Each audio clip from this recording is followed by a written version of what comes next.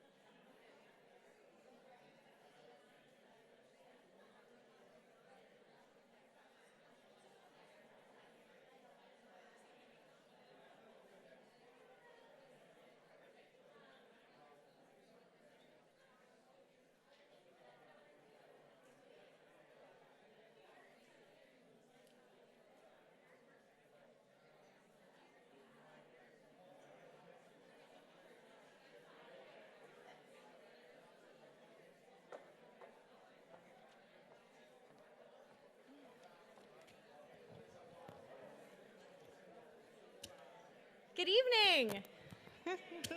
Welcome. Thank you for joining us for our program on community engagement glass, and it's our pleasure to co-host this event tonight with our partners from the City of Lancaster and the Bloomberg Center for Innovation at Johns Hopkins.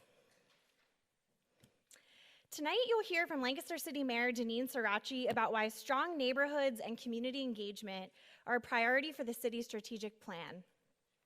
We're going to enjoy a keynote presentation from Terrance Smith, who we're grateful is joining us in Lancaster today, about how engagement work can build trust in public institutions. We're going to learn from Milsey Carrasco about the impact of the first year of the city's Department of Neighborhood Engagement, and we are going to welcome a panel discussion from local and national leaders on strategies for civic engagement. Before we dive into the program, I'd like to give you a little bit of background on Hourglass. Our organization just celebrated its 25th anniversary. For 25 years, we've worked to answer one question for Lancaster County. How can we have the greatest quality of life possible? In answering that question, we focused on a number of complex issues. How do we grow responsibly? How do we have thriving cities, towns, great schools, and healthy people? How do we have economic prosperity while protecting our environmental resources and preserving farmland? One thing that we've learned in asking these questions is that in a rapidly changing world, we can't count just on effective problem solving from national or state governments. Communities like Lancaster need to take ownership of our own future, setting a vision and pursuing solutions that take advantage of reliable information and innovative ideas. That's where we come in at Hourglass. Just like tonight, we offer forums and publications year-round that keep our community informed about local issues, get stakeholders in the room to collaborate, and inspire innovative thinking. If you're not already part of the Hourglass community, I encourage you to sign up for our email list or become an Hourglass member at hourglasslancaster.org. One of the reasons I was excited to partner on tonight's event is because later this summer, Hourglass will be piloting our own innovative strategy for increasing public input on policy issues. In partnership with the Center for Politics and Public Affairs at F&M, we'll be hosting a deliberative forum called Lancaster in One Room. What is a deliberative forum, you may ask? Right now, we have two primary ways of getting feedback on policy issues. The first is a poll, but when you call someone up, they're not necessarily very well informed about complex policy topics. Or you can host a town hall meeting where passionate people might show up, but they're not necessarily representative of the viewpoints of the broader community. For our deliberative forum, we are going to randomly select 50 people that are representative of the demographics of Lancaster County to focus on housing solutions. We'll educate people on the issues in advance, bring them together in one room for a full day of small group deliberations with access to experts. Ultimately, we will emerge with policy recommendations that a large portion of our community would support if they were well informed and had the time to actually sit down and discuss them with their neighbors. When forums like these have been attempted in other communities, not only were incredible solutions found, but political polarization was reduced, and people across party lines actually liked each other a little more. So that's always a good goal. There's definitely something to be said for getting people in one room as we tackle the topic of local democracy. So as I hand the stage over to Mayor Sirachi, who's going to be our next speaker, I want to leave you with one final thought. At our organization, we found that the most effective way to solve problems is at the local level. As a nonpartisan organization, we found that there's a lot that we can agree on across party lines when the topic is how Lancaster County can have the greatest quality of life. Some of our recent, but unfortunately the local level is sometimes where we check out where it comes to democracy. Actually, some of our recent municipal elections in Lancaster have seen voter turnout as low as 12%. So in true Hourglass fashion, I hope you leave tonight better informed about how your local government is working, with some new connections in the community. So I hope everyone enjoyed the reception and maybe got to meet someone new, and inspired with innovative ideas so that we can all work to make Lancaster a better place to live and work from the ground up. Thank you. Mayor Sirachi.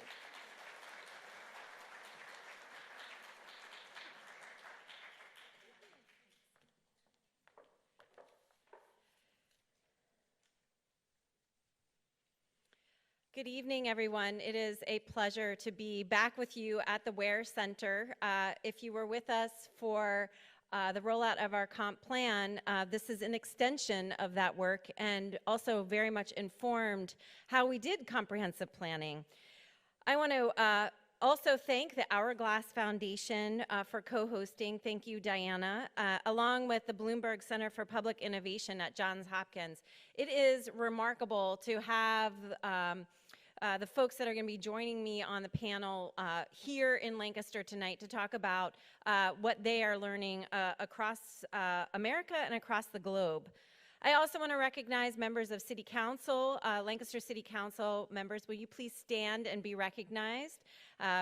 Council President Bakay, Councilor Craig, Councilor Arroyo, Councilor Calixte.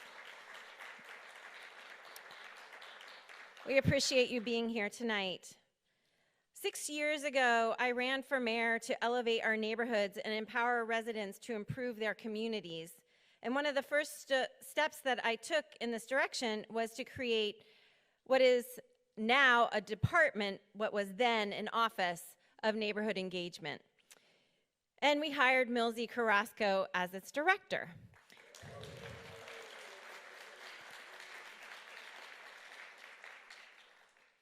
We faced a lot of barriers early on.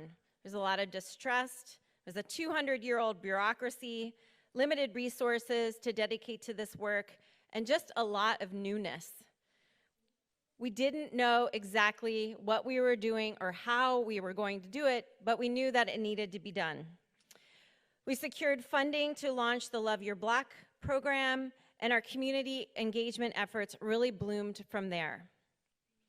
Some may wonder, what does community engagement have to do with democracy? Well, we've worked to create a more accessible and responsive city government. We're bringing more voices and people into the process of shaping their city. Even tonight, we have multiple languages being translated while I'm speaking right now. Spanish, Arabic, and American Sign Language. And we appreciate the diversity of our community, and in order for us to really realize the benefits of the diversity of our community, we need to make sure that we can communicate. And so that is a key principle of being an engaging and welcoming city. Democracy at its most basic understanding is about people having a say in how their community operates. And community engagement builds trust between residents and their government. This is most apparent at the local level. Tonight I met some folks that just moved here from Afghanistan, and as I was being introduced, the person who was introducing me said, "You will see the mayor walking down the street in our community, and you can go up to her and say hi and talk to her about whatever's on your mind." And that is exactly true. I witness the connection all the time between residents and their government, for better or for worse. When we knock on doors, solicit input on Engage Lancaster, through public art and more, we are building trust and increasing dialogue and participation. It doesn't mean that that we all agree or that everyone trusts us. It doesn't mean that through repeated engagement efforts, trust builds, and that is something that I have seen over time. Our work has evolved, adapted, and become more strategic as the years have gone by. And by improving our processes for soliciting feedback and incorporating that feedback into projects like street improvements or how permitting works, we further build trust, increase transparency, and demonstrate how government can work for those it serves. So I'm really pleased to be having this conversation tonight. A conversation that, as it turns out, is as much about the day-to-day work of local government as it is about democracy itself. And as I remind myself and our team, we're not always going to get it right 100% of the time, but that is also part of the work of creating a better democracy.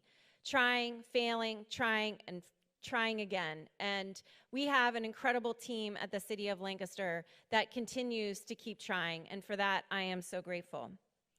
One of those colleagues at the City of Lancaster is Joshua Beltry, who's our engagement specialist. And I'd like to now call him to the stage to introduce our keynote speaker. Josh?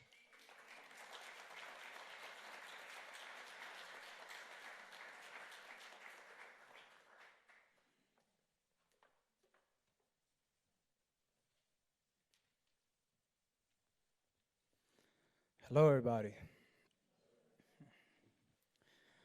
My name is Joshua Florian Beltre, and I am the engagement specialist for the Department of Neighborhood Engagement for the City of Lancaster.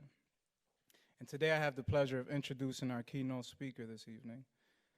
Terrance Smith brings over a decade of experience in the public sector to his role as one of the inaugural Bloomberg Public Innovation Fellows at Johns Hopkins University. Previously, Terrance led an innovation team in the city of Mobile, Alabama, that has drawn local praise and national attention for deploying innovative approaches to improving quality of life for residents. He is the founder of the Office of Strategic Initiatives, which houses operating and scaling the prototype of He is the founder of the Office of Strategic Initiatives, which houses the innovation team and data center. Earlier in his career, he was responsible for developing, operating, and scaling the prototype of Alabama's first charter school.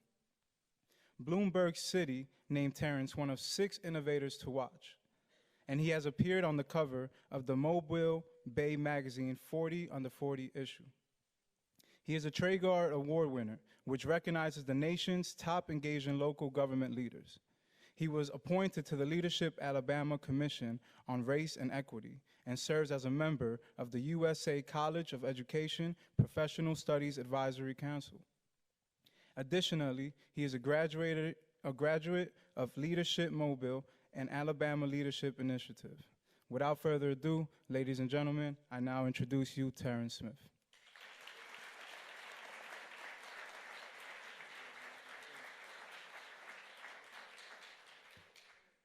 All right, I'm going to set my timer because I am from the South, and I have 15 minutes, so I'm going to keep it short.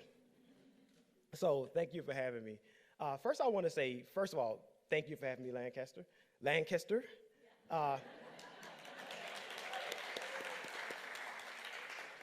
If nothing else, I will get it right. Maybe not on the first time, but on the second time.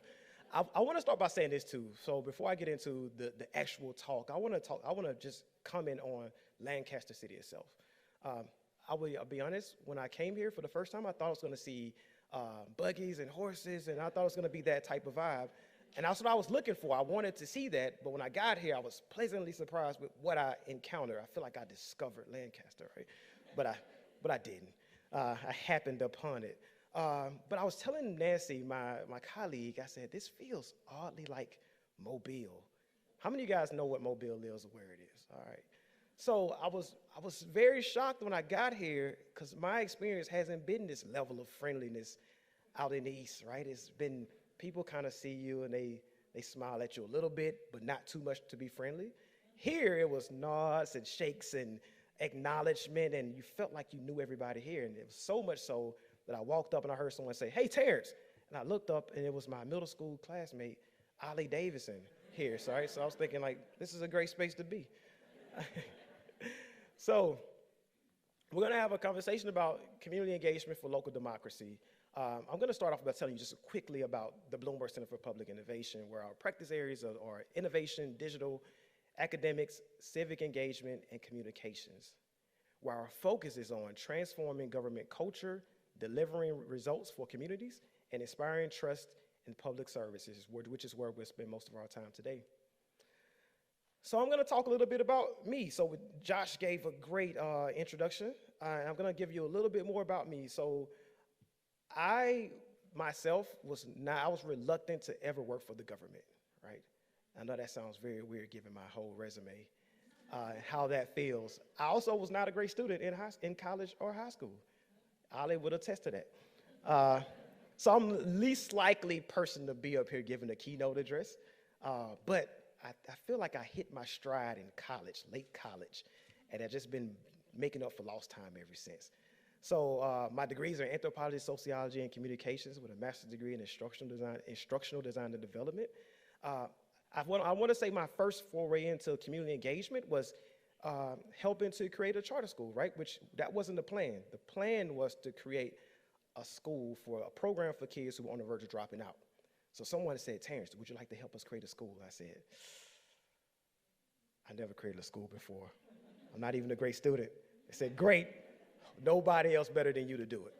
So I go out and I start this whole process of listening to people, understanding what they wanted directly to the kids who were having the problems, directly to the parents, directly to the people who help the parents, directly to the people in the neighborhoods, to the corner store owners who see these kids all the time. And I figured out exactly what they wanted, right? And when I came back, people thought the plan was genius, and it really wasn't. It was, I listened to people. I listened, I observed, I assessed what I was hearing, I transformed my thinking and what we thought was possible, and then we communicated that back. And that was the intro to what we created in this program, which started with about 30 kids in the back room of a middle school, which bloomed to 60 kids, to 90 kids, to 100 graduates per year of students who were on the verge of dropping out of school. That was my first entry point. That school then went on to become the first charter school, and I left because in my title, you know, I'm an innovation guy, so I'm not a manager or a maintainer. I left to go do something else, and the mayor brought me in and said, "You should come work for the city." And I said, "No." Why would I want to do that? I want to help people. And so he said, "If you come work for me, I guarantee we can help people." So that was my entry into government as a Bloomberg, as a member of the Bloomberg innovation team. I got a chance to go right back into doing what we do, listening to people, understanding what people want in their neighborhoods, understanding that the word "the" in front of community and word "the" in front of government is probably the most dangerous word we've ever heard, because it assumes that the government itself is a monolith. It assumes that the people are a monolith, and we know that that's not right. Everything that we do for people is particularistic and pluralistic by nature, because people are particularistic and pluralistic. It means going out and listening to this group of people, but understanding there's not a one-size-fits-all for this group of people. We have to go over there and understand what they want, how they want it, when they want it. So My first quote is from Eleanor Ostrom. There's no reason to believe that bureaucrats and politicians, no matter how well-meaning, are better at solving problems than the people on the spot who have the strongest incentive to get the solution right. That's the basis of everything that we're doing, right? Sometimes the experts aren't really the experts. They're not the policy analysts. They're not the people in government most of the time. Most of the time, they're the people who are dealing with the problem at the very heart of it, who deal with it every day. And so I'm going to talk a little bit about Mobile and how we operated and how we found our stride. So here we talk a lot. When you talk about Mobile and you do a Google search about innovation, you're going to find this project about blight and how we solve blight, how we reduce blight in the city of Mobile. But thinking about the crowd today, I don't know if I want to talk about blight. I think I want to talk about Parks and Rec. And I'll tell you why. Because it's so particularistic, so pluralistic, and it brings so many people in, no matter if you're rich, no matter if you're poor, you're black, white, Asian, Jamaican, Haitian, it brings everyone in. And so we encountered Parks and Rec in a very weird space. We had a string of youth-involved shootings. And the mayor said we need to go in and make sure that this place is safe for kids, because we need kids to go into the rec centers. Can we do this, Terrance? And I was thinking, I don't know if we can, but we're going to try. So the mayor said, great, we're going to have a press conference. So we have like all good mayors, not you, Mayor Sriracha. So we go out and we have this press conference. The mayor has all these signs printed up, fun, safe, educational, and we didn't have enough kids to hold the signs. So he said, Terrance, take off that blazer, hold this fun sign. So I grabbed this sign, and I go out there and hold it for the mayor, and it says fun. He gives a whole press conference and said, Terrance is going to help us make this city fun and safe for kids. And I said, and I felt like I had just committed a crime with no mask on. Everyone saw me, and they knew that I was supposed to be delivering something, and I did not know I could deliver something, right? So the mayor then assigned me a police officer as an escort to go around to these rec centers and figure things out. Now, I had lived in Mobile all my life. I had never had a police escort, and so I was very nervous about this. When I got to the rec centers, I realized why that was so. Bullet holes in front of the buildings, staff that were paralyzed by fear, communities under siege. People were very afraid to participate in their recreational facilities. And so we set out to go out and have these conversations to understand what people were fearful of, what had they encountered. That led us to talking to the people who were at the center of the problem, which were the staff members first. That then led to the people who were across the street from the centers. That led to the people who were across the street from those people. That led us to talking to the people who were afraid to come to the centers. All those people, right? And when you get there, you realize that in order for us to make an impact, we have to listen, right? It can be trauma-informed listening. It can be listening. I think that we just need to learn how to listen more, often. We have to learn to observe. And then we have to learn to assess what's going on. For us, that looks like bringing the people who are unsuspected, bringing them in and validating their lived experiences as expertise. And when I talk about that, you know, I've learned very academic words to kind of bring that point home, right? That's us upholding epistemic and ontological justice. Write that down. You're going to need that later. That was free, courtesy of Johns Hopkins. So when I realized that if we're going to create safe, if we're going to create just, fair, and caring environments, we need to know what that means. And if people need to see it, because the only way they're going to trust us if they know that we have their best interests at heart. And so when I thought about what does it mean to go into a community and care, it means to be attentive. It means to assume responsibility. It means to show competence. It means to be responsive when we try something and it doesn't work. Be responsive to what that means and what that looks like. But it also means after we get to the very top and we master being responsive, then we be collaborative. We start caring with the community, not caring for and about, but now we're caring with the people who are doing that. For Mobile, that looks awful like us bringing in a bunch of people who are against the government. Sticky notes, right? Sticky notes. We talk about innovation, we bring up sticky notes. Well, I will tell you, we're not going to call them sticky notes anymore. I learned from Lancaster, we're going to call them perspective notes. I'll give that back to Lancaster. Lancaster. So what happened is we bring in all these people, and they start to work their differences out. They started telling us what they care about, what they're concerned about, what they fear. starts on the porches with people. And then it moves to a non-government building. And then we move them closer to the government. And then now you have all these people who had this concern that they could not reach the government and the government was not responsive to them. They see all of their thoughts going on these sticky notes, right? Sticky notes seem like a very frou-frou designer thing, but I'll tell you the secret behind them. I can bring an introvert and an extrovert in the same room and allow them to speak until their hearts are content. All on these notes. No one speaks over the next person. What you realize when people are quiet enough and they're not emotional, what happens is these people over here who are very affluent feel the same thing that these people feel over here that are impoverished. We all want safety. We all want security. We all want to be treated fairly. We all want justice. We all want to know that when someone cares about us, and you see that when you take the emotion out of it. But then we're able to bring all that together, and in one pile, you can start seeing that work come together. How do we affinity diagram all that? And then you realize you start seeing these themes that emerge. And everyone else, they're a part of it. One of the things that we learned from that is that people really care. They care about the result, but they care more about the process. Which brings us to my next point. One of the things that I've learned is that when we're doing this work, we bring people to the decision-making table. Sometimes we miss out on that opportunity, but what we really need to start doing in our new version of democracy is to bring people to the agenda-setting table. Because that is the power, right? That is us sharing power. That's us giving a voice to the people who would normally not be able to. We're not bringing people to dinner and saying, all we have is this, right? We're saying, hey, what are your allergies? Do you need vegan options, right? It is that agenda-setting part of it.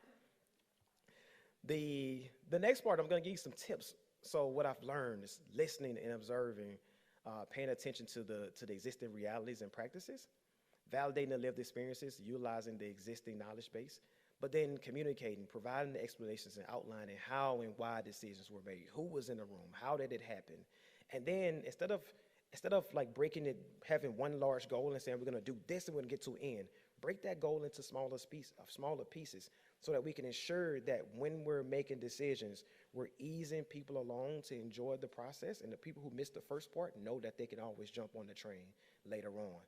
But we also help set expectations properly, because when we come out and have a conversation about what could happen in the city, sometimes these things are 3 years out, 4 years out. But if we don't ever tell you the true process or educate you around what can happen or what is happening, you'll have improper expectations, and now you don't trust the government because you can't see the fruit of your labor.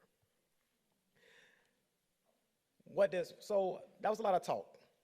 What happens when we get it right? Right? It looks like this. It looks like a bunch of DJs having conversations with the government at 10 o'clock at night because they have a voice. They have a built-in community. The government partnering with those guys now has a trusted messenger who amplifies that, and we get more people to the table. It looks like going out to the park and having a conversation with the park advisory board around infrastructure issues that they're seeing every day. It looks like having the mayor join a Celebrate the City parade. Mobile's the home of Mardi Gras, by the way. But also having real conversations with people and having him interact, like Mayor Sriracha said. You can see the mayor walking down the street. You can talk to him. You can share your concerns. It also looks like having a bunch of college presidents come to your city to sift through the information that has been shared by citizens and residents to understand what people are saying, how they're saying it, and what that feels like.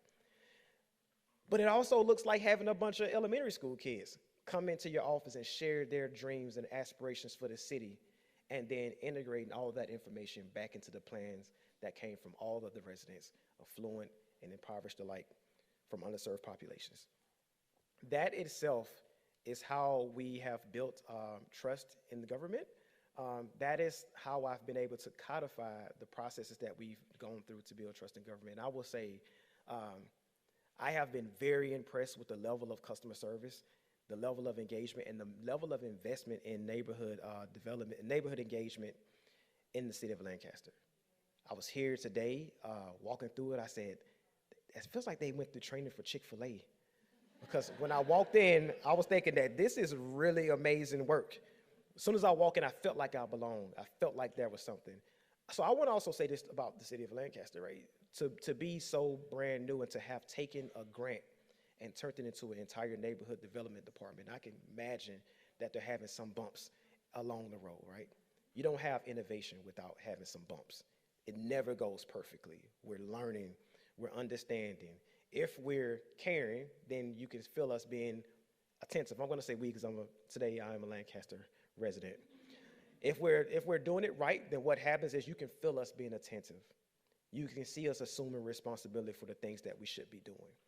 You can feel that we have a level of competence because we are moving in the right direction. Even when we're not, we're taking your information and we're moving in. But also we're responsive. I think that also it works for you guys because now if you know that's what it means to care, if that's what it means to be cared for, then now you have tools to hold Mayor Sirachi and Millsy accountable. So I'm going to pass it over to Millsy. Thanks for having me.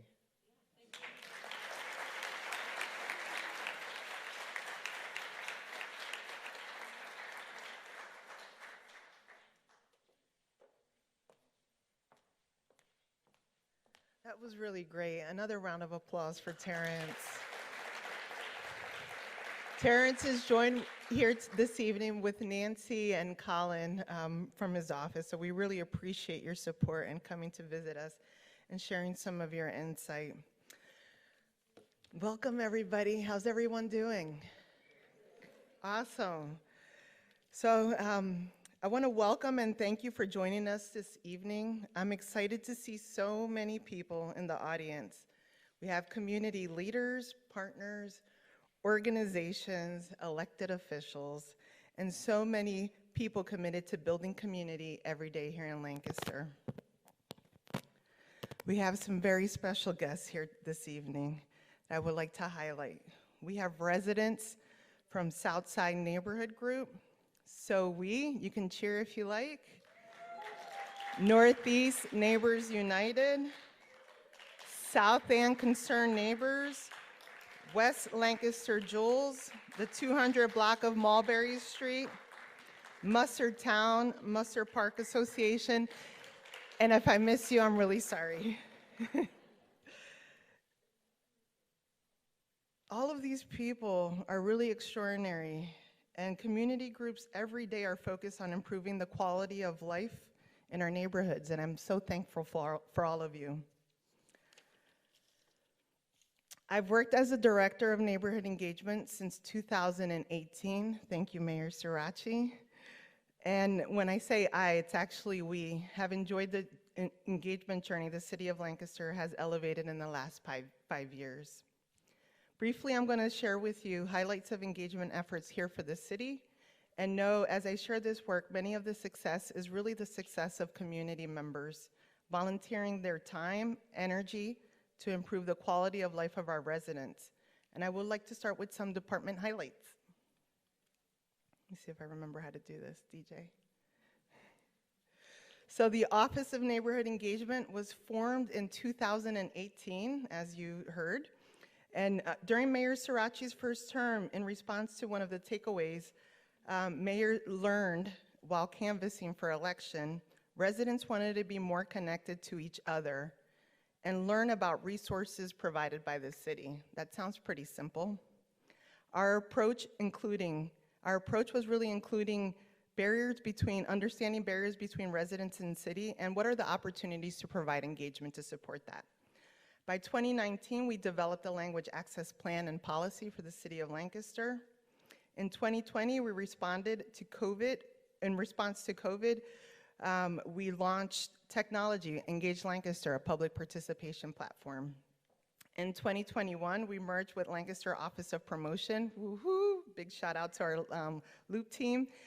And what was formerly the Visitor Center now is called the Welcome Center, aligning our commitment to being a welcoming city for those who are visiting, those who have been here for generations, and those who have just arrived.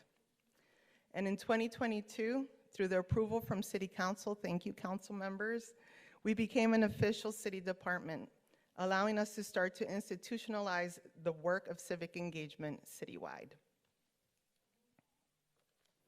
So the how and the why, we always ask this when we're embarking on engagement programming. How are we doing this and why are we doing this? What's the purpose? So our office was formed to create stronger neighborhoods, increase accessibility, build relationships, with the hopes of improving community trust and transparency. We did this through the development of engagement tools and programming. What we heard from the community was they wanted to be part of the process, and early on in the stages, not when the decision, not when dinner, thank you, Terrance, that was a really good reference, but they wanted to actually be part of setting the agenda and receive information and actively work with City of Lancaster partners. Residents wanted to learn how to navigate city systems and influence change, and together we developed the Lancaster's engagement model. And many of you have seen this, but I want to share it again because it's very important. The engagement model is when residents and City Hall are working together. We're leveraging community partners and organizations. Many of you are here this evening. Thank you for your continued support. We're utilizing data to educate and inform the process. We're developing and leveraging existing collaborative programming. And together, this will build stronger neighborhoods. This is the actual engagement model that was designed by community artist Libby Modern and developed in partnership with community members. The original design was vertical, and residents felt it was top-heavy, with decision-making and believed residents in City Hall are equals, and together we can build a stronger neighborhood. Isn't that incredible? I just love that model. So about our engagement programs and toolkits. Once we understood the need for community, we began developing programming, and we applied to Cities of Service, Bloomberg Philanthropies for the Love Your Block grant. This was actually the beginning of our relationship with Bloomberg Philanthropies, and it's been an incredible journey. We really are so thankful for the partnership with you. Love Your Block was formed as a program that brings residents together to complete projects in their neighborhoods, while the physical projects focus on trash and blight remediation. I gotta make sure I'm on the right slide, sorry about that. Community and capacity building are also key components. The goal is to help people get to know their neighbors and complete projects that they can deem important. As we met with community members, we understood that there was a greater need to learn about how the City of Lancaster functioned. That led to the development of Neighborhood Leaders Academy, public art community engagement, and trauma-informed community programming. We also realized programming was not our only tool for engagement and creating more access for our residents. We launched this year Fix It Lancaster, where residents can submit their non-emergency service requests. We launched Proprio One, a video remote interpretation technology for staff to improve community communications, and Engage Lancaster continues to provide information and engagement opportunities to our digital audience. So I want to take this time to just go through some stats in the next slides. So just through our civic engagement programming, just the programming that we're talking about this evening, we've engaged over 4,000 residents through our engagement programming. We've had 83 neighborhood leaders graduates graduate our program, and in 2022 we had 17 adults graduate. We've launched 86 Love Your Block grants. We've issued 86 Love Your Block grants throughout the city, and 27 in 2022. Now I know these numbers look low, but do you have any idea the amount of work one community grant project, how much work it takes and the team that has to support that? So imagine that happening 27 times in 1 year. I mean, a round of applause to the neighborhood engagement team, honestly. These are really incredible numbers for the level of work. Sarita Herasma is here with us this evening. She provided trauma-informed training. Oh, there she is. We have Josh Beltray, Sarita Herasma. Zaira Falou is translating somewhere. I can hear her, but I can't see her. There she is, and she's our language services coordinator. We also have the Lancaster Office of Promotion team that's here. If you're here, if you can stand up, why don't we just take a moment and have the Dunn team stand up, because this is all of your work.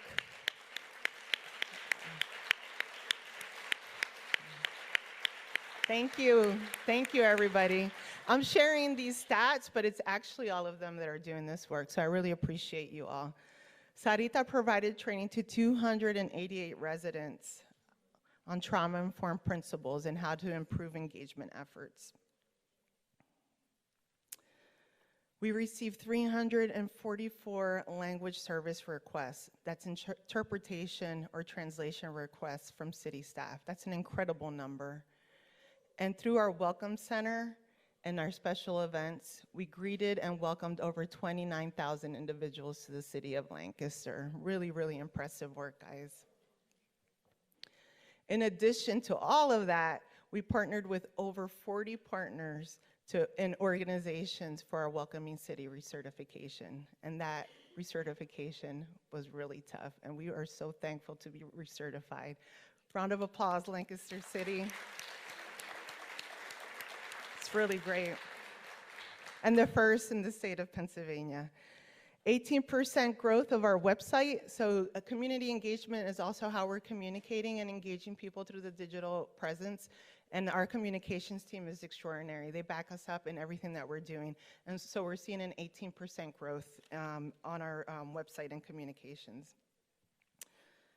So I want to tell you a quick story and take you through a journey of all of our programs throughout the 5 years.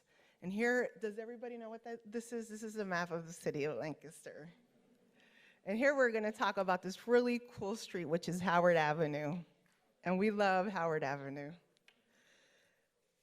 It's one of the oldest streets in the city, located in the southeast quadrant. Between 2018 and 2019, we received a lot of reports regarding the quality of life, community issues that were happening on Howard Ave. So we went out and we spoke to residents directly, didn't we, Mayor? We knocked on doors, we canvassed, we took an assessment, and through canvassing, we learned that residents were seeking assistance in addressing the following issues: physical accessibility of sidewalks and streets. They wanted to walk down the street and feel safe with that. Getting to know their neighbors, and they didn't want to see trash on their streets. So through Mayor's Block Party grant, we worked with a group of residents from Howard Avenue to organize a block party, which allowed them to get to know each other in the planning process and at the event itself. This led to the formation of Howard Ave Neighborhood Group, and the block party allowed the original group of 35 to engage with residents and recruit more people. Then residents from a parallel street, Locust Street. Do we have any Locust Street residents here this evening? No, okay, great. They were really enjoying what was happening at Howard Avenue, and they recommended joining efforts. Howard Ave neighbors expressed interest and they merged. The groups continued to leverage Love Your Block grants, and now they're installing community gardens, like took a whole corner of a block and installed a community garden to address food insecurity and provide communal gathering. And they also built some incredible murals that you can see here. And these are images of residents in the neighborhood, public art installations that happen, and also murals that happen on this block. Big shout out to Shauna Yordi as well, who's not here this evening, but a great community leader that we have the pleasure of working with. Now, we had 2 neighborhood groups who were building community, addressing needs, and doing so in a very democratic process. And with that, they shared with us at this point that they would wanted to know more about how city government worked, and that's where Neighborhood Leaders Academy was launched. A 2-phase program that teaches residents about local government and how to leverage partnerships to impact change and project management to see that change happen in their neighborhoods. As a result of their continued engagement and advocacy, they also leveraged a Keystone grant in partnership with our Department of Public Works to reduce sidewalks and streets, install lighting, plant trees, and add raised crosswalks to improve the safety and accessibility, what was their original concerns. I just want to share a few personal notes and a few personal stories as a result of the work that we did on Howard Avenue. One of the Locust Street Neighbors founders, Shauna Yordi, who I just mentioned, went on to be part of our Pace Neighbors Artist Residency, which informed the comprehensive planning effort. So now we have community members from a very small grant being part of very big decisions for our city. Yes, it's really great. Three of our neighborhood leaders academy, and some of you are here this evening, thank you, alumni have sought and achieved elected positions at city, county, and state level. Our own program manager, who is literally in labor right now. Yes, she just texted us right before. She's almost 2 weeks overdue and was planning on attending here. Was one of the early members of Howard Avenue, and once she saw the engagement effort that we were doing, she shifted her career from higher education to local government. So that's pretty incredible. So what did we do on Howard Avenue and what was our impact? In a sentence, we practiced trauma-informed community engagement, Sarita. We empowered neighbors to use their voices by encouraging peer support. We promoted collaboration. And we maintained respect for diversity while acknowledging the historical trend of how change previously occurred in our neighborhoods, which was exclusively previously top-down with little consideration for the needs of the people who would be most impacted. So now imagine this one story multiplied throughout the city. What does that impact look like? Sorry, the image is very light on this screen. And these are just our programs in 2022. If we actually added our programming for the last 5 years, you couldn't see the map of City of Lancaster. So we're really, really proud about the work that we're doing. And so earlier I talked about institutionalizing this work citywide, and I've referenced the way we've partnered with other departments to accomplish this goal. We have some really great staff at City of Lancaster. We have some incredible department leaders. We have Steve Campbell here with us tonight. Chief Mendez had to leave, and I think everybody else is on vacation. But hopefully they're watching, because they said that we're gonna be watching. So I wanna just show you the map of the engagement of our departments.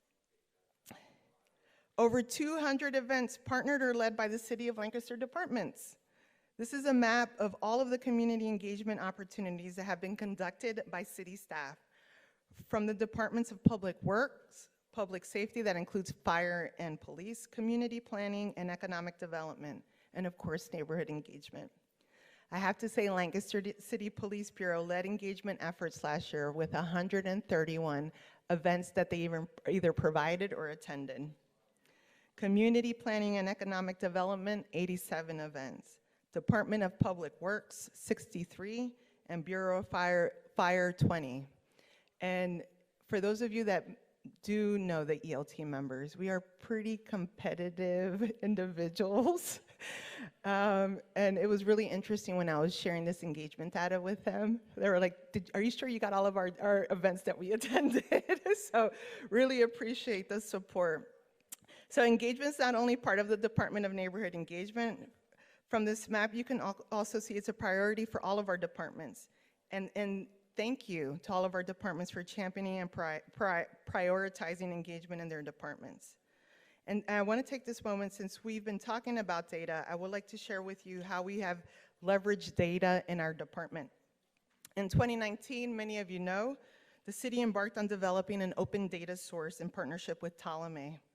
And we launched Building Blocks, a data warehousing tool that is a web-based mapping software that warehouses data into a one-use application. We again partnered with Ptolemy to develop a neighborhood indicator. Mike, do you remember these conversations in the summer? And your guidance that you would give me, I really appreciate it. So here we are today. That this neighborhood indicator, we call it the Block Strength Indicator, BSI for short, a tool that pulls data into a one score that offers insight into the level of opportunity for our engagement at a block level. What areas in the city are most in need? Where do we need to direct our resources in our department? And who should we be engaging with? The higher the score, the greater the opportunity for us to engage, which is how we identify where we should be engaging with residents the most, just like we did on Howard Avenue. The score originally was created to guide our department and prioritize areas where we should engage and where the greatest need for community support. As we started to further analyze the score, we realized that this was an opportunity to help all departments prioritize blocks that have quality of life issues and how we can collectively plan to support and improve our neighborhoods at a block level. In 2019, the Block Strength Indicator highlighted 3 areas in our city. And in 2019, Community Planning and Economic Development, Department of Public Works, thank you, Steve, and Neighborhood Engagement selected a pilot site in the city. And for the last 2 years, we have been actively, for 2 years, not the last 2 years, for 2 years, we've been actively working on this pilot site. Our priority was to create a block plan to improve the quality of life for our residents. We developed an engagement plan and we knocked on doors. We spoke to residents. We took a deeper dive and realized the focus area had a large number of violations, litter, and public safety concerns. We worked with partners to implement a block level plan. Housing Bureau engaged with property owners. We held litter education and cleanups with residents. Our public safety team engaged with residents, and our Department of Public Works upgraded street lights, piloted street bumps for traffic calming, acquired a vacant lot with plans to build a pocket park. And we knew we could not address all these issues alone, and we had to collaborate with community partners. So we developed a collaborative impact model where we analyze the data, test the data by speaking with departments and speaking to residents on the block level, and share with community partners this information. Our partners on this project provided home facade programming, financial literacy, navigation support, social supports for our community and refugee families residing on the block, and additional engagement opportunities. What we know is building a stronger neighborhood means it is a community partnership and many stakeholders are involved. Since we've engaged on our pilot site for 2 years, the Block Strength Indicator score has improved by more than 14% on our pilot site. We're able to measure the impact of the work by the data, and most importantly, with the people we are working with. There's still a lot of work that needs to happen, and we believe this collaborative impact model is vital to improving the quality of life of our most vulnerable residents. So where are we going? We're going to continue to build and expand the collective impact model with the Block Strength Indicator, expand on our engagement programming. We're going to build on technology. We're going to continue to develop policy and provide training to staff.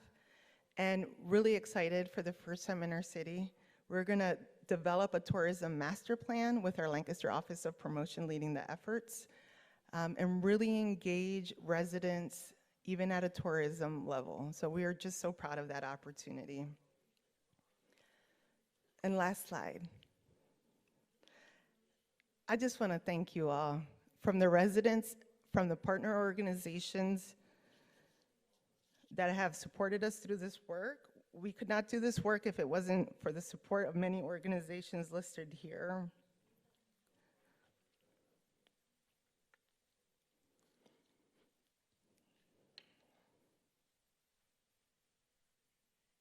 And I would like to take this time and give a special thank you to Bloomberg Philanthropies, Cities of Service, that gave us the foundation to embark on our engagement efforts. Sorry. Actually, I'm not done. I gather myself. Thank you, Mayor. Lancaster County Community Foundation, High Foundation, and High Companies, and Penn Medicine that have been with us since the beginning. Last and not least, Lancaster City Alliance, you've welcomed this work and have become vital partners on neighborhood engagement and revitalization efforts. And thank you again, Hourglass. For the next portion of our presentation, I would like to welcome to the stage Laura Wood, Leadership and Government Fellow with Open Society Foundation. Laura, will you come to the stage, please? I would like to also welcome Miriam Ortega-Brown, Literacy Specialist with the School District of Lancaster, representative of West Lancaster Jewel, volunteer at San Juan Bautista. I don't know, what else do you do? You're on the Planning Commission. You do it all. Terrance Smith, once again with Bloomberg Center for Public Innovation. John Hopkins, join us on the stage. And Mayor Deneen Sirachi, our moderator for this evening's panel discussion.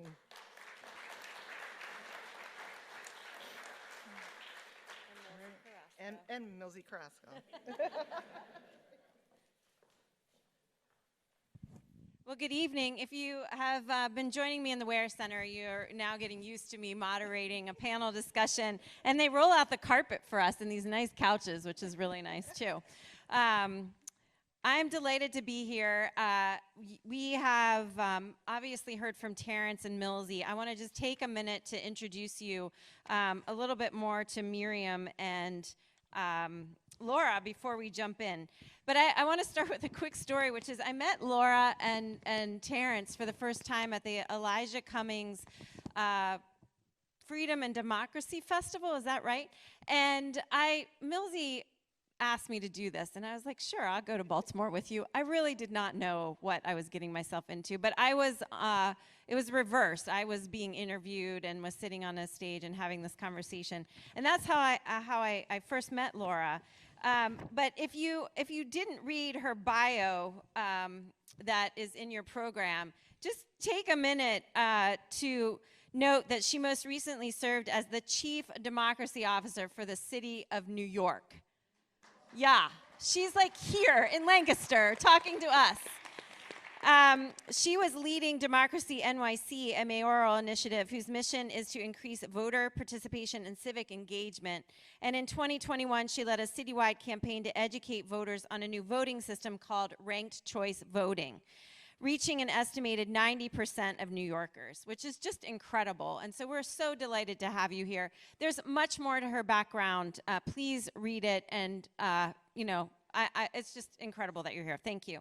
Also incredible to have here is Miriam Ortega-Brown, because you just heard all of the things that she's involved with, and that you continue to be involved in West Lancaster Jewels. And I don't remember the exact first time that I met you, Miriam, but I think it was standing on your porch, and we were having a conversation about what was happening on your block, and that gave rise to you utilizing some space that my husband and I had to have your first meeting of West Lancaster Jewels a long, long time ago, because now we don't own that building or that business anymore, thank goodness.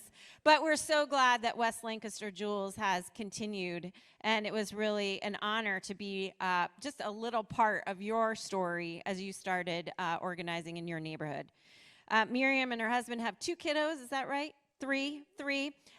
Very busy family, and we're delighted to have you here.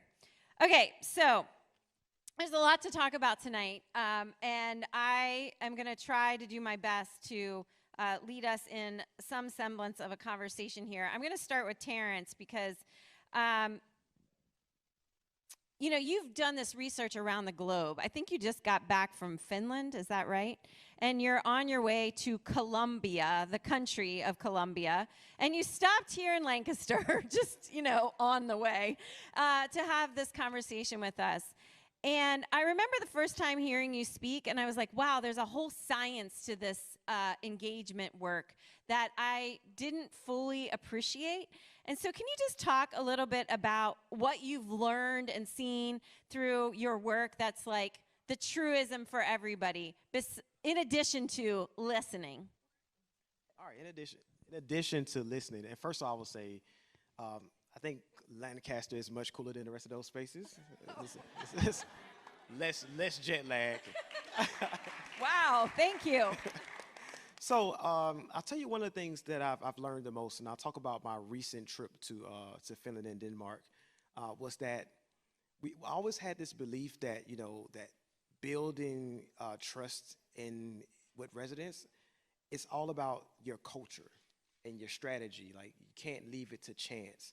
I remember asking them, how does being the happiest countries on earth and enjoying the most trust on earth, how do you do it? How do you build trust? And they said, trust is our default. We trust that trust is there, but it's a part of our culture. It's a part of our society. And if you want to have that level of trust in the U.S., you have to be intentional about building it into your culture, because your culture will push you forward when no one else is there. It is the ability, the culture gives you the ability to have people behave in a certain way in your presence and in your absence. And that is the essence of having trust, like being able to assume risk, but also be vulnerable with people. And so what I've learned from that experience is that we have to move away from this notion of the government, the people, right? And we have to go back into what part of the government and what are we trusting the government for? They're really good about understanding that we follow the letter of the law to a T, and everyone is held accountable for everything else. And we do that in the wide open so everyone understands it.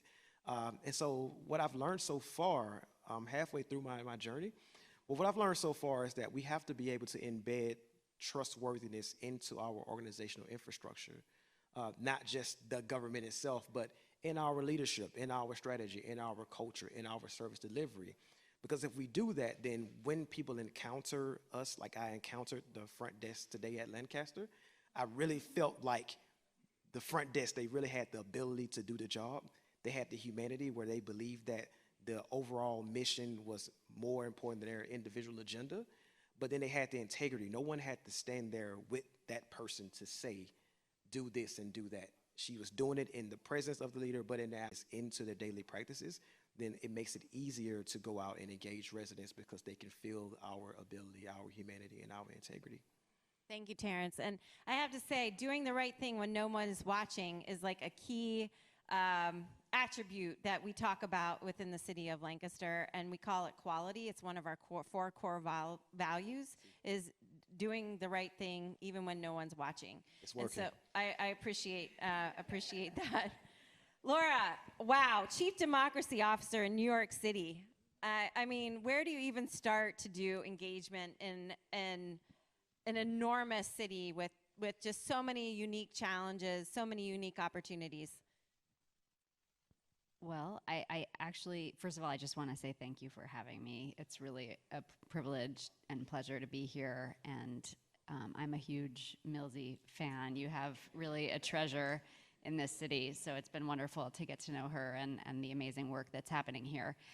And really a lot of what she described, I think, is, it's true of a city of any size, including New York, that in order to, I came into this role with Democracy NYC with a focus on voting and voter engagement.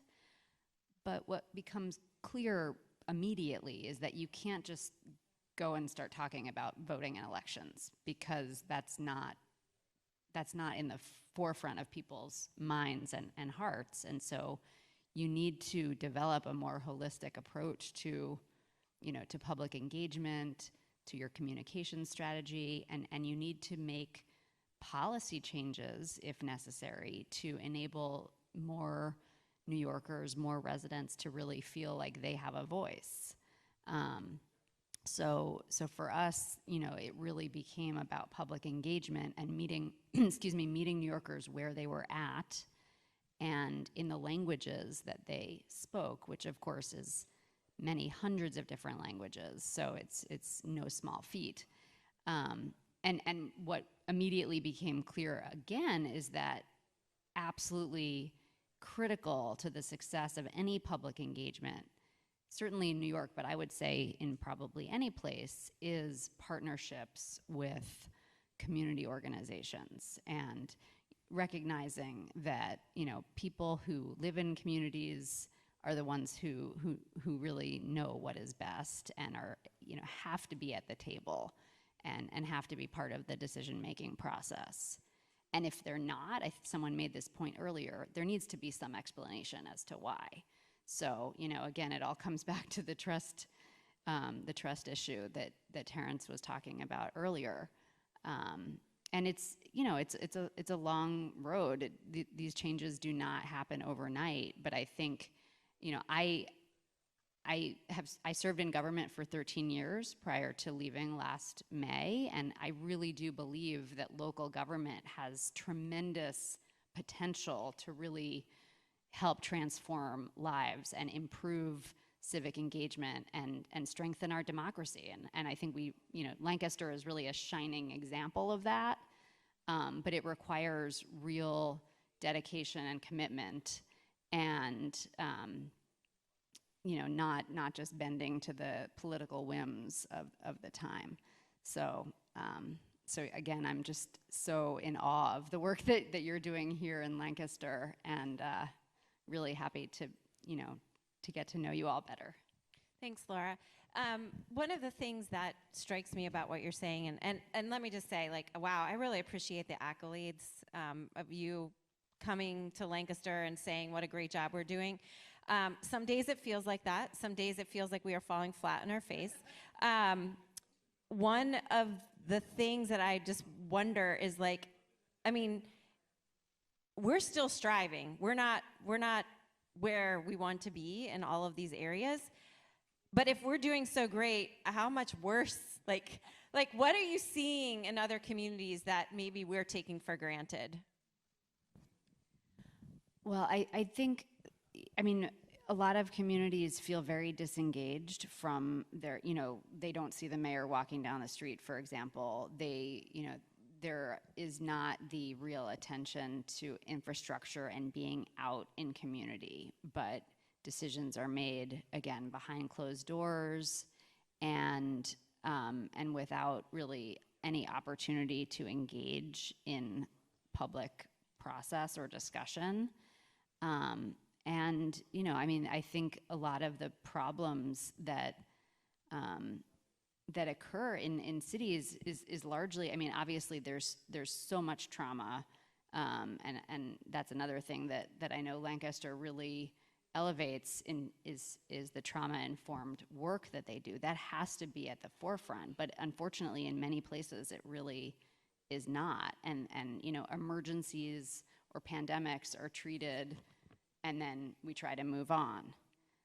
But we don't actually continue the conversation about it or talk about how one thing affects another thing, and this is why you've got disengaged communities, this is why people don't vote, this is why schools are not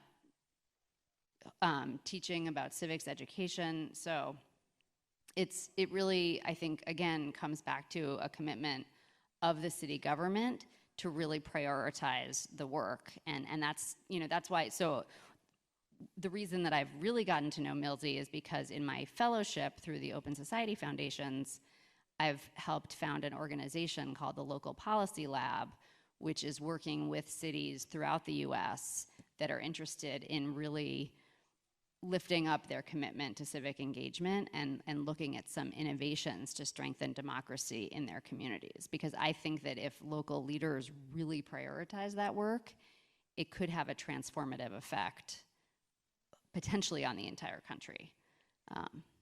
Which is amazing to think about. Thank you for your perspective on that. Miriam, you've been on the ground as a community organizer for a number of years. How did that happen? Accidentally. One of the neighbors says, hey, we have an issue with noise, still an issue. We haven't really resolved it. And she says, let's get together. But we could not find a place. So it wasn't until our first, I think Milsey just got hired, our first workshop at McCaskey East, and we brought that issue up to you. Say, hey, I'll donate my husband's dojo studio to your meeting. And at that meeting, 25 people showed up. They said we've never really had anything like this in the neighborhood. So that's pretty much how we started. just the noise ordinance issue, and then it just kind of grew from there. We've fielded questions about what are there things that we need to address in our area, and it was crime, blighted buildings, things for our kids to do after school and in summer times. So, and we're still battling those issues to this day. Yeah, it seems like we try to think that we're solving a problem and then we can move on to the next problem. And sometimes that's true. Sometimes we do fix something and it's a long-term fix. Like we get a new park and that park is there, and now we've addressed the fact that there's now a basketball court in your neighborhood where kids can play.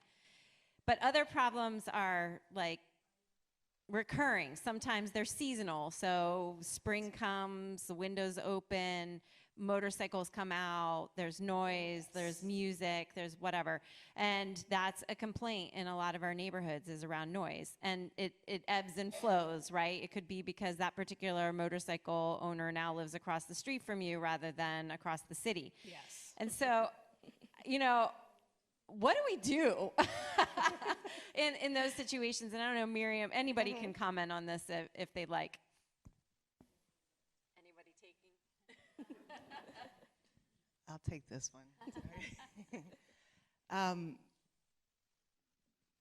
I think the most important thing is to get educated and understand what the neighborhood is feeling and how can you elevate some of your concerns to your elected officials. How do you walk into City Hall and how do you actually communicate the issues that are happening in the neighborhood is so important. I also think that there's this incredible city that we live in, and in this incredible mayor, where here in the city of Lancaster, you can just pick up the phone and place a phone call, and you are very responsive. And I also think that here in the city of Lancaster, where it's really unique, is where almost all of our city staff is incredibly responsive. I know, Steve, when you receive a phone call of someone having an issue, you're calling me and you're calling whoever you need to figure out the solution. So I think for community members that are dealing with issues, it's really about how are you understanding what the issue is and how it's impacting not only yourself, how does it impact your neighbor, how's it impacting the bodega that's on the corner, and really understand from different perspectives the issues that are happening, and then getting informed on how to elevate some of those issues is really important. I think one of the unique challenges that came from 2020 was that we need to empower neighborhoods to address problems themselves, right? We don't need to call the police. They don't have time to respond. That in and of itself can be seen as not the solution, because it's an issue that the police cannot really address. For example, there's a loud something or other that drives by at a specific time. The police are not always going to be there for that, but you know where that neighbor lives. Right. And how do you have that kind of conversation? So Terrance, in Mobile, you know, there were neighbors that were bringing you issues that, you know, maybe the city wasn't the best equipped to respond to, and it was really about, like, how do we facilitate connection? And Miriam, maybe you've seen this in your neighborhood. I'm just curious, like, there is yes, the government is here to help you, and we are working to build trust and engagement. And there's also responsibility that residents have. Can you talk about that tension sometimes as you experience that in Mobile? Yeah, so sometimes people don't want the government in their business, right? And so we find that the best way to mitigate that is to find the partners that can help mitigate those issues, right? Sometimes there are things that the government can do, and there are things that the government shouldn't be a part of, and then it's up to us to create a great stakeholder map to understand who should be at the table when, and then who are the most trusted partners as related to this particular group or this group over here, which may be very different from this group. Also, the other part is understanding what is safety and what is security for some people, right? Some groups. What we might think of as a police issue over here that makes people feel safe, a lot of police presence over here makes these people feel unsafe. And so when we understand that, then we are able to appropriately find the partners that best link. One of the best examples that I can point you to is that in the Parks and Rec world where, the neighbors didn't feel safe at all. There were really good groups, community groups that cared about those neighborhoods, who had really done well for themselves but had moved out of those neighborhoods, but they wanted to come back. And so we started to partner with those civic groups to come back into the neighborhoods, because sometimes it's not a police issue, it's a caring adult around who can see something, who cares. And so those civic organizations then became the trusted messengers for us that could deliver services that we could never deliver on, because we were busy delivering on the infrastructure needs and the really primary service delivery needs. But for us, being able to find those programmatic partners who could deliver the services was really good. And so that's how we were able to mitigate that issue in Mobile, but then also understanding what it takes to build a partnership. Because most times people think, I could just go to the city and get the money to do the thing I want to do. And that's not that, right? Like, sometimes we're there to provide the infrastructure to get you to the point where you can deliver and you can help your own community. So for us, it goes back to teaching residents and educating them on what we're here to do, and then what we need for you to do in order to help us get to a goal. And to piggyback on Terrance's idea about going to a trusted neighbor, I have people knocking at my door at dinner time asking, oh, we know you work for the school district, how can I get my kid involved? Or we have lots of refugee neighbors that have just come into the area from all parts of South Africa, we've got new people from the Ukraine and also from Afghanistan. And we call up Matt Johnson from Church World Services, like, Josh, help me communicate with these folks. So they know that I'm well connected, because a lot of times I don't want to call the police. I'm not sure if I can call the police. So they'll come to either myself or to Izzy Smith-Waddell, who's always in the neighborhood. He's super I pick up the phone, call Izzy, he's right there on the spot, our state representative. And it kind of goes back, I'm kind of been groomed for that, because my grandmother, who's lived here since the 1950s, 1960s, she was the only one, Altagracia Fonseca Ortega, may she rest in peace. She was the one that could speak English and Spanish, but she was the only one. So newcomers, oh, there she is. Hey, Grandma. Hey, Grandma. Oh, what a wonderful photo. Nicely done. There she is. That is serendipity, because we just found this article 2 weeks ago, so it was like perfect timing, and just probably her just showing her presence. But she was the one folks would go to if they need to go to the doctors, to the city to put on their electric bill, UGI, anything like that. They would knock on her door any time of the day and night and ask her to go with them to translate. And she even told LGH way back in the day, hey, you people really need translators. And we just read in the newspaper, hey, they just started that program, putting in nurse translators. So she's been doing this. She's passed it on to her daughters, who are working through Empire Furniture, if you remember them, do closure. People would go to my aunts, and also my aunt who worked as an ESL teacher at the School District of Lancaster, and also with the Homeless Student Project. People came to them constantly, coming to this country, not knowing the language. So I'm well bred in this. So it's in the DNA. Definitely well ingrained, yes. It's in the DNA. That's wonderful, thanks. Millsy, you've highlighted the evolution of what is now the department, not the Office of Neighborhood Engagement. Whoop, whoop. And can you give an example of how engagement led to a better result? Sure, yes. I would say, in general, our department is usually called in to de-escalate situations. And the better result has been over the last 5 years. Specifically, I would say in the last year is where we can actually engage with residents and come to a resolution much quicker and really understand. So it goes back, Terrance, to what you're saying about listening and really understanding and pausing and listening some more. And we've really learned how to do that, I believe, in a very healthy way. So we've de-escalated quite a few situations in the last few months, and that has actually led. We had a community member that was a resistor, really outspoken. We had a lot of challenges with the individual, but really building trust as you're building community takes time for different individuals. And it took us about 5 years to build the trust of this particular resident, who's now one of our champions.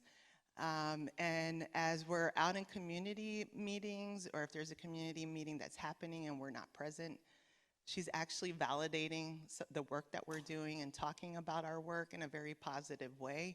And also, if there's accountability, she's bringing that information back to us. So what I would say to you, Mayor, is building relationships takes a really long time in community development work.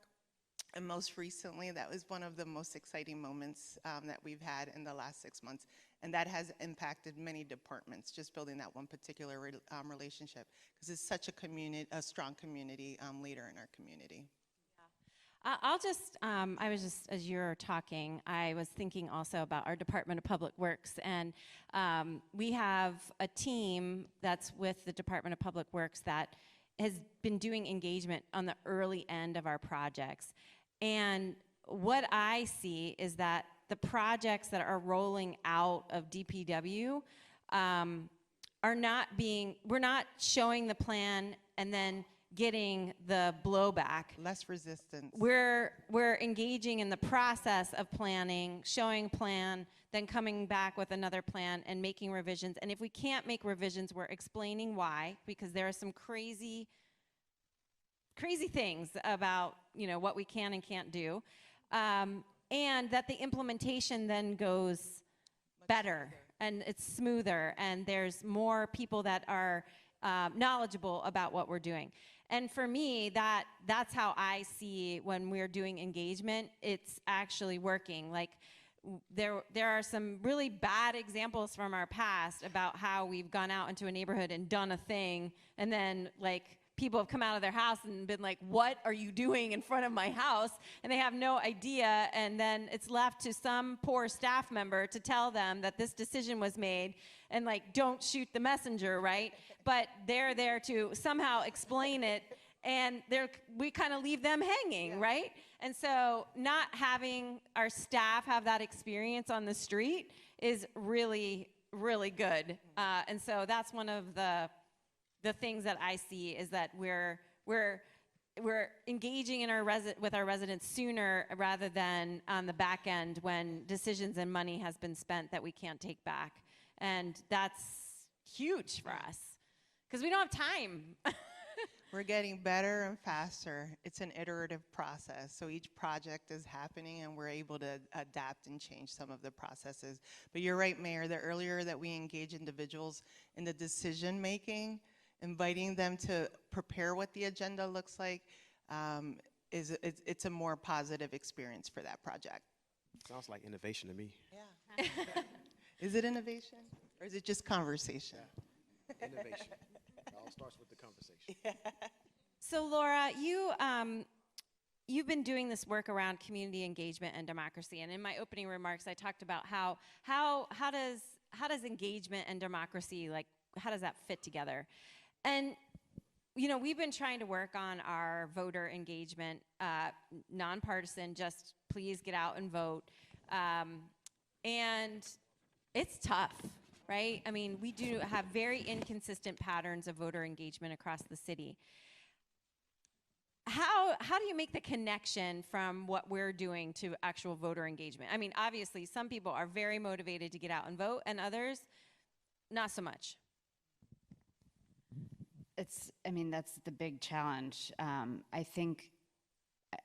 I really do believe that the work that you are doing every day is helping to hopefully lead to a place where you will get greater voter engagement, because ultimately it comes down to people thinking that they have some sort of stake in this process, and that who is in office and what ballot questions get approved actually impacts on their lives. So, I mean, I think that the work that you do every day is demonstrating that to the residents of Lancaster, and hopefully helping to shine a light on why this process is so important. We're in such a polarized society right now. There's rampant mis and disinformation. And, we're all reading about how new technology and artificial intelligence could further distort things down the line. So I think it is really imperative to, to try to just speak the truth as much as possible. I think that's it seems so obvious, but I think that is actually one of the most critically important roles that especially local government leaders really have to play to kind of help navigate through all of this. Because, if people are calling into question presidential elections, what are they going to believe? So, yeah, and even though trust in general is very low, studies do show that people trust their local elected leaders more than their state or federal ones. And so I think it's really incumbent upon people working in local government and those partnering with them to really prioritize talking about this and talking about how we really, we are seriously at a point where we cannot take anything for granted. And things have been very dire in recent years. And so we need to really, I think, have a reckoning around that. And just sort of more practically, there's lots of tools that I think can be used by local governments, many of which I think happen here. Again, people are interacting with city government all the time. And so how are we working in messaging around, are you registered to vote? Do you know that there's an election coming up? Do you know what's on the ballot? And there's lots of organizations that I think in almost any community are really eager to partner with local government to help get out helpful, factual, nonpartisan information. So I would, strongly encourage anyone who's interested in that to look at some of those tools. And then I just also wanted to give a shout out because I was really excited to hear Diana mention that that they're having a deliberative forum, I think it was called. And we did one for our comp planning process on zoning. If that is not like the wonkiest topic. So shout out to our F&M partners here for helping us facilitate deliberative forums. But yes, more. Yeah, I think, do engaging in those lead to more voting? I don't know, but it definitely leads to better decision making. And it's all part of a continuum. Thank you so much. I can't believe we're already at 7 o'clock, and I want to just be respectful of everyone's time. I want to also just say that next on Sunday, 5 of our executive leadership teams are taking a road trip to Boston. We were selected from the City Leadership Initiative, Bloomberg Harvard City Leadership Initiative, to head to Harvard for a week of learning focused on civic engagement and innovation. So Millsy, our fire chief, our police chief, Steve Campbell, director of public works, and our solicitor, Barry Handwerger, are off to Boston to continue this conversation and this learning. We intend to keep leaning into this work of community engagement in service of stronger and more equitable Lancaster block by block. That's what our vision is. And I have to say that having champions like here just down the road in Baltimore, I really appreciate Terrance and Laura, you being here tonight. Thank you. Having champions in our neighborhood like Miriam and so many people that are here representing our neighborhoods, we appreciate all that you do and that you continue to work with us and learn with us. Millsy, for saying yes when, to submit your application and be one of, I don't know, I think we got like 72 applications. Who's counting? 72 applicants. I met Millsy in a room at San Juan Bautista when we were organizing a public art installation, which are the beautiful red, yellow, and blue panels by Beatrice Caron on Duke Street. And we wanted to engage with the church. We wanted to engage with the students at Martin Luther King Elementary, and that's what we did. And there was this woman sitting at the table. I had never met a red-haired Puerto Rican before. And she just wowed me. And so I was like, wait, Millsy Carrasco is in the list? All right, we're on to something. So Millsy, thank you. It's your vision that made tonight possible. And we appreciate all of you for coming out tonight. Please keep cheering us on. Please keep helping us innovate And we'll keep doing the work. Thank you all for coming.